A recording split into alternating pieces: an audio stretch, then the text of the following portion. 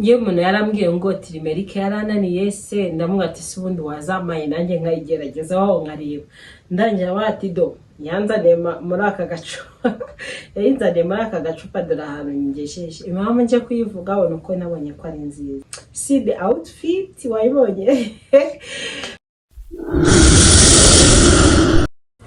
Guhaye ikaze ufunge video zanjye bwa mbere niba uri mushyashya hano ngiye nitwa Cyusa Edouce nkango haye ikaze mu muryango mugari w'abantu bashaka kwambara neza gusa neza kwiga ndetse no kubona amafaranga guys wiyumvemo ikaze rero we mushyashya ndagushishikariza gukora subscribe warangiza ugakanda kuri ako kazajya kari ku ruhande kugira ngo igihe cyose na uploadinze video uzajye ubona aka notification ndashima rero nawe udahwema kunshyigikira uko bwije nuko bukeye usharinga video zanjye uma comment uma like Imana yo mwijuru komera umugisha guys rero rwose muri rusange mwese mwiyumvemo ikaze kandi nawe utameze neza rwose umura rwose Imana iraza kukugenza neza uraza kumera neza rero rwose uyu munsi tumaze igihe tuvuga ku bintu by'amavuta tuvuga ku ma oil ariko abantu benshi bakamwanga uzatubwire kuri oil ya Timerike uzatubwire ukuntu ikora uzatubwire koko nimba ikora umva nayizanye nje kuyivugaho nje gutanga ubuhamya nje kuvuga ibibi byayo nje kuvuga ibyiza byayo rero wowe ushaka gusa neza wowe ushaka kugira uruhu rwiza ntugere kure ya telefone yawe ntujye kure ya mashine yawe ntujye kure ya televiziyo yawe ndaje tuvuge ku byiza bya Timerike n'ibibi bya Timerike guys nkuko nabivuze muri introduction rero umva mu minsi yashize hagizweho amavuta ya Timerike oil ya Timerike abantu barayisiga abantu barayagura abamwira bananira abandi birakunda rero nanjye ndavuga se why not kuki ntagerageza iki kintu ngo nanjye nzaze nyivugeho nzaze ngira ikintu nanjye ntabwo ubuhamya gukuntu Timerike ari nziza cyangwa nimbi kuko abantu benshi banyandikiye muri comment abantu benshi banyandikira inbox baravuga se oil ya Timerike narayiguze oil ya Timerike nyigure ese irakora ese bigenda gute nanjye nka buri kintu nakimwe mvuga kubera ikintu nari ntarayigerageza kandi mbona n'abantu benshi bayizi umva abantu benshi barayigwaniye abantu benshi barayiguze pe ndakeka ko umva abantu batayiguze n'abantu batashakaga guki ariko oil ya Timerike yagezweho abantu barayigura pe barayigura barayitabira ku bwinshi kandi ikindi yari gihenze yaje ihenda pe nubwo muri iyi minsi itahendutse ariko ugereranyije n'ukuntu yaje ubu irahendutse pe irahendutse rero ibaze ko hari igihe cyageze abantu bagateranya amafaranga kugira ngo bagure icupa rya Timerike oil kugira ubona amafaranga kwigura kugira ngo yisigeho rero rwose aya mavuta iyi oil ya Timerike ikintu ngiye nayivugaho nyizi nuko ari oil nziza haba kwisiga mu maso nta kintu kimwe itwaye yaba kwisiga mu mubiri wose ikibi cyayo nacyo ndaje nkibabwira ikintu cya mbere umuntu wari wese akeneye oil kereka umuntu udashaka gucya irakesha pe irakesha noneho hari abantu ngiye kuvuga ngo irakesha yarangiza akavuga ngo ngendera yisize ngo sinacya sinangiro guys wisiza amavuta icyumweru wisiza amavuta ukwezi ngo ugira ngo urahita tegeye utusarana runaka hari abantu dufite imibiri ikomeye ku buryo ushobora no kwisiga amavuta akesha ukayisiga umwaka utarahinduka n'urwara rutarahinduka ugasanga ubundi ayisiza amezi 3 resultat arayibonye atagiye kubona atangiye gucya atangiye kubona atangiye gusa neza rero abantu ntituhuje ikintu cya mbere ugomba kumenya muri bino bintu by'amavuta ikintu cya mbere ugomba kumenya muri ibintu by'amavuta ni ugutegereza no kumenya mbese ni kumenya kwihangana ukabanza ugategeza nawe ugahita byibuza kugira ngo umenye ko amavuta yagukoreye cyangwa atagukoreye ugomba kwisiga byibuza amezi 6 ukayisiga nibwo umenye ati aya mavuta ari kanyagumeho cyangwa se nyagumeho naho uyisize ibyumweru 3 uyisize ukwezi tubatapu nari zitambonye reka mbivemo aya mavuta ya Timerike ni meza ku muntu wihangana ku muntu ufite uruhu rworoshye bibaho kuko ushaka kwisiga. Reba nk'ari amavuta nababwiye ejo bundi ya American Dream ya coco butter ya lemon, hari umuntu ushaka kuyisiga n'icyumweru agahita asa neza. Hari n'umuntu uyisiga nta nyine uruhu rwe rukagumeza ruri aho ngaho. Ariko buriya nuko tutabimenya cyangwa tutadukeneye impinduka zitazigaragara ku kanya. Hari akantu kaba kahindutse ku ruhu rwawe.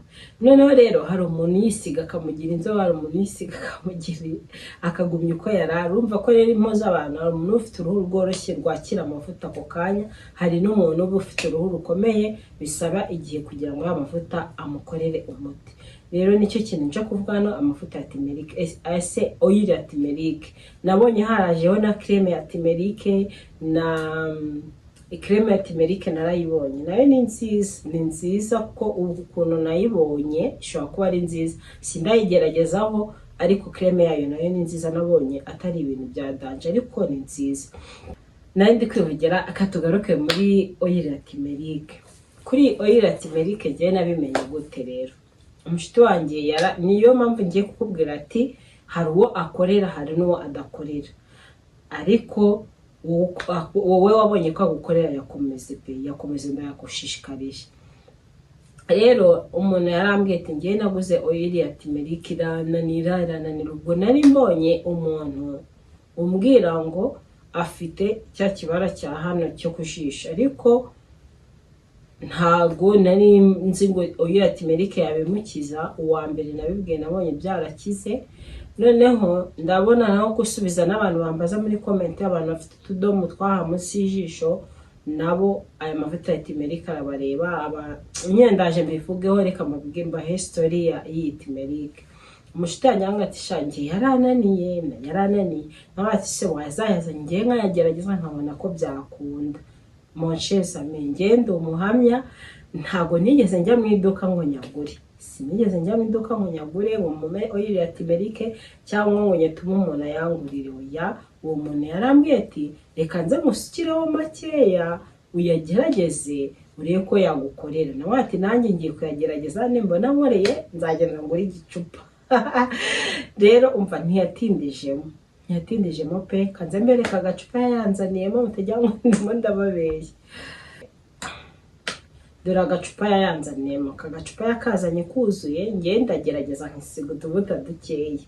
Ngerageza nkajya nyisiga mu duki. Dore agacupa yayanzaniyemo nakangaka kugira ngo ngerageze, ngo yarambwiye ngo nasigaye nimbona ari kunkora umuti nzayamuha amafaranga ayanzanire nayo. Aya rero noneho ndavuga ati nta kibazo, arayanzanira ndayagerageza. Ngiye nayisiga narakarabaga nijoro, narangiza nkayisiga nijoro. Kuri umuntu yakaraba nijoro akayisiga. Rero nabonye akiza ibintu byinshi cyane.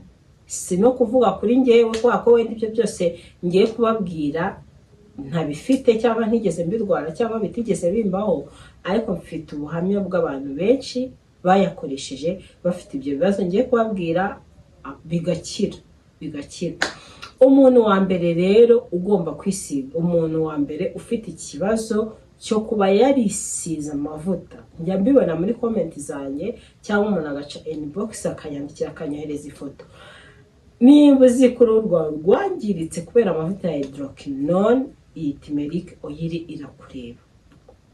Kanongere mbisubiremo, nimba uzi ko wisize amavuta ya hydroquinone akakugiraho ingaruka, either ushaka kuba ufite ya matampo yaje twa tuntu tw'umukara, icya kabiri ushaka kuba udasa ahantu hose, icya gatatu ushobora kuba wararwaye ibiheri. Aya mavuta nayawe ya oil ya turmeric oil ni yawe, igerageze uzanshimira nyuma. Umuntu wa kabiri ugomba kwisiga amavuta, hari abantu barwara utuntu tw'utudomo hano, tw'utudomo uduheri munsi y'ijisho. Aya turmeric oil irakureba.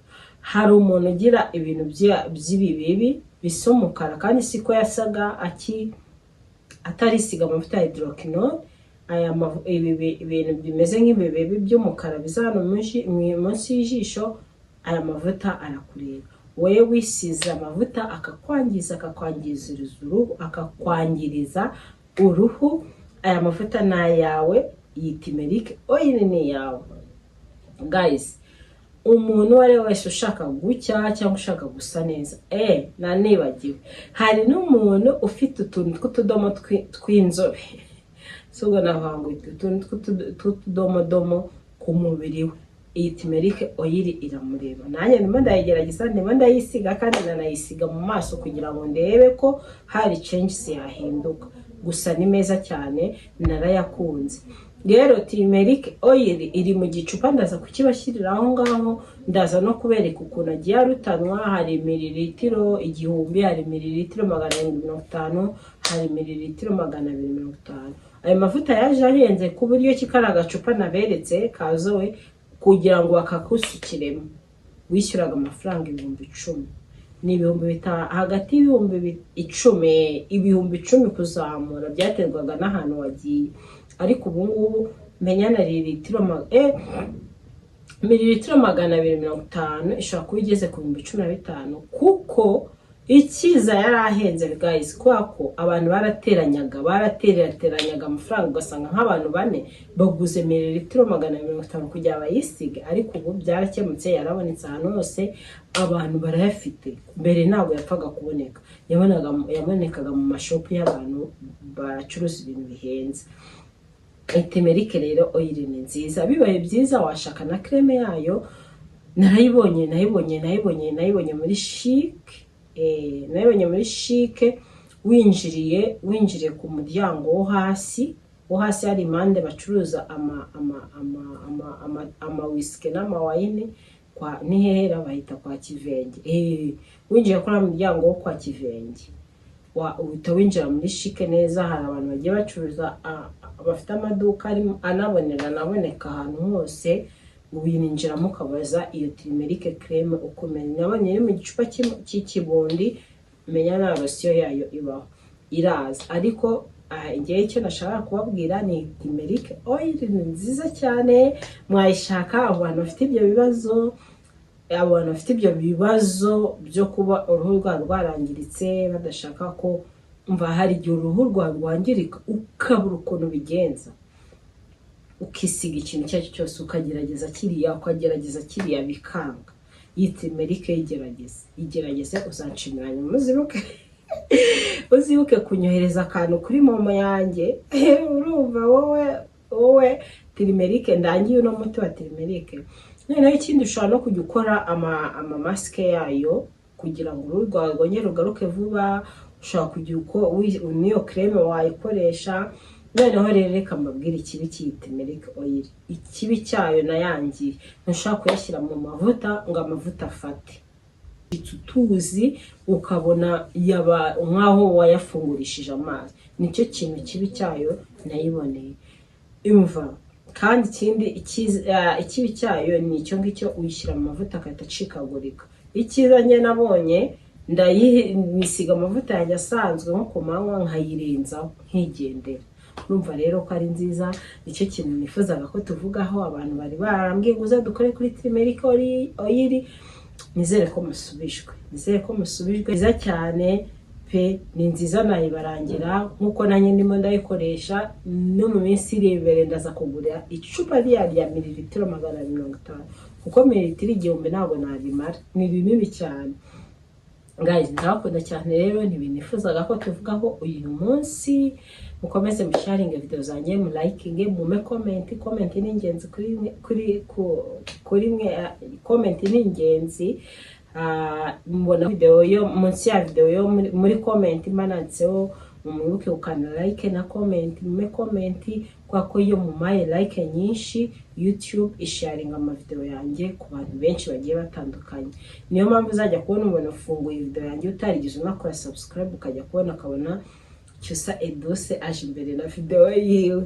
Rero mukomeze munshigikire, ndabakunda. Ikindi muze mbambike neza, mbambike imyenda ijyanye, amapantaro, amashati. Dore nazanye amapantaro meza cyane. Uyu munsi naranguye amapantaro. Musinduke ejo mu gitondo muzaze. Iyi video nyikoze kuwa 4, ejo kuwa 5 muzaze muhahe. muhahe rwose, dore nicyo kintu kitumye nibutse ko nshaka kubaha ino video ya turmeric oil. Ubundi nta video n'imwe nari mfite yo kubaha, nari ntarayikora, ahubwo batereka mbanze nkore kuri iyi turmeric oil muyimenye, nimba hari n'uyishaka ishake hakiri kare. Rero rwose nta kabuza ni video za buri munsi, no kwa gatandatu mufite video nziza, abantu bashaka gucya, abantu bashaka gusa neza, abantu bambajije ati se wazatubwiye kutabwira ku mavuta y'amanatirere, wazatubwiye no ku mavuta aceje. Video ya irahari, mfite amavideo menshi cyane nshaka kubabwiraho ibijyanye n'amavuta. Ngiye kongera ngarurire ku bintu bijyanye n'imyenda, urumva, mbereke kujyanisha, mbereke uko bagura ipantaro nziza, mbereke uko bagura ishati nziza, mwereke ishati ikubereye, kuko hari abantu bambara amashati afite ipesi imbere n'ababereye, hari abantu bambara amashati anize nk'aya ngaya akababera. Ibyo byose umuntu uwo ari wese ukeneye video y'imyenda yandike muri comment, atere comment azati dukeneye video y'imyenda, dukeneye video y'imyenda, dukeneye video ya fashion, nzabereka n'inkweto. Hari abantu baba batambara inkweto ndende ariko bashaka gusa neza, hari udukweto rero nabonye twiza ushobora kwambara ugasa neza, kandi turi mu wayene, dufite tano iri mu wayene ku buryo wabasha kutugenderamo. Utwo natwo nzatubabwiraho, nzadushaka ntibabwireho, nze mbereke forme yatwo, kandi nabonye size zose zibaho.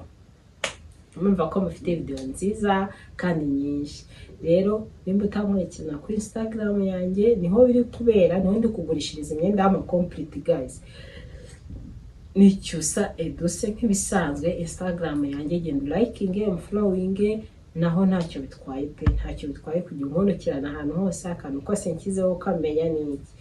Rero ikindi, nimba ushaka kujya ureba status zanjye, wanyandikira kuri nimero kanga ati save na nimero yawe yanyemo na status yawe, kubera ko kuri status niho posting imyenda, niho posting amakanzu, niho posting aya mapana, n'ubu naya postinzeho, genda uyarebe ni meza, amabara yose ushaka. Guys, nkorera mu mujyi imbere ya Tropical, imbere ya TDM muri Tropical Plaza. Abantu bambaza ngo ukorera he, ukorera he, muhafate mu mutwe. Rero mureke tuzabure muri video itaha. Ndabakunda cyane, bye.